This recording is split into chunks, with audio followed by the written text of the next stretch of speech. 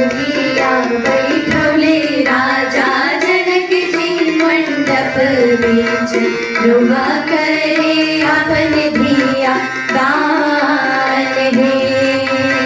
भोगिया बैठवले राजा जनक जी मंडप बीच रुआ करे आपन धिया दान हे बर कर नीचे कन्या कर ऊपर अथवा में सोहे द्रव्य पान हे गुरुवर वशिष्ठ जी मंत्र उचारे गुरुवर वशिष्ठ जी मंत्र उचारे